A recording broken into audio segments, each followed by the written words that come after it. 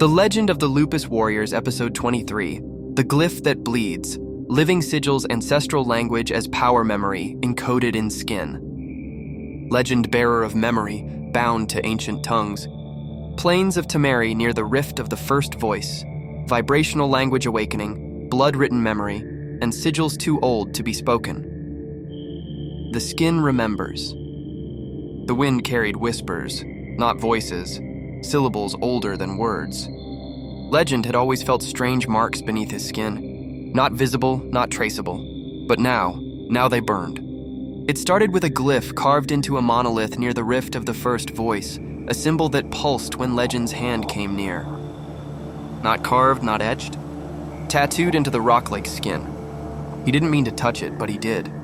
And the glyph awakened.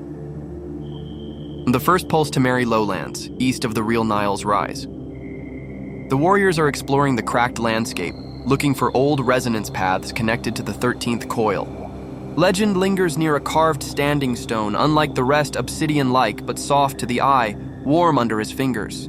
As he brushes its surface, the glyph rises, not outward but upward from within him.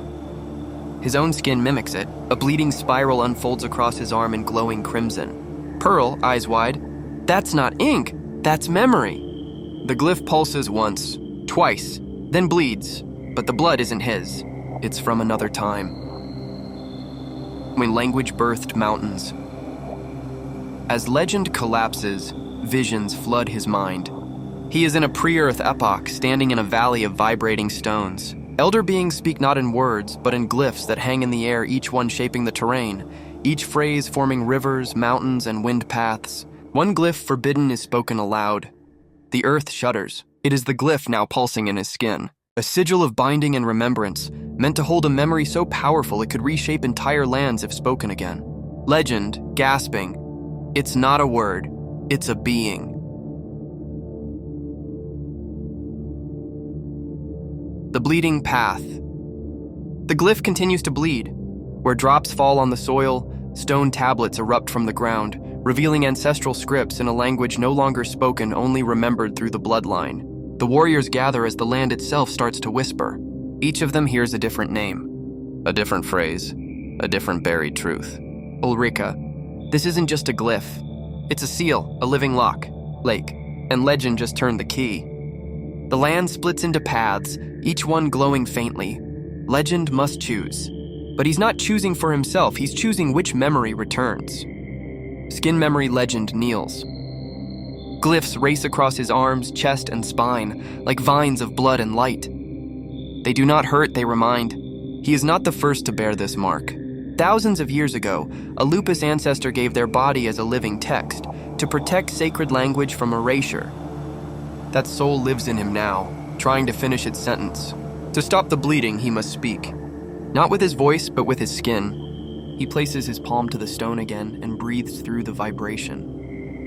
The glyph hums, the bleeding stops, but the glyph remains, alive, watching, ready. The glyph speaks back, night falls. Legend sits in silence, the living sigil glowing faintly like embers across his chest. He cannot sleep. The glyph speaks in flashes, images of a sunken library beneath the red soil, of a glyph that could resurrect or erase, of the Lupus Warriors not just as protectors, but as living archives. Pearl approaches and gently touches the edge of the sigil. "Pearl, what did it say to you?" Legend, quietly, "It didn't say anything. It remembered me." The land listens now. As dawn breaks over Tameri, a new glyph appears not in stone, but across the land itself, visible only from above. A map made of memory. A language burned into terrain. Legend stands tall. He doesn't know all the words yet, but the earth is listening, and it's ready to speak again.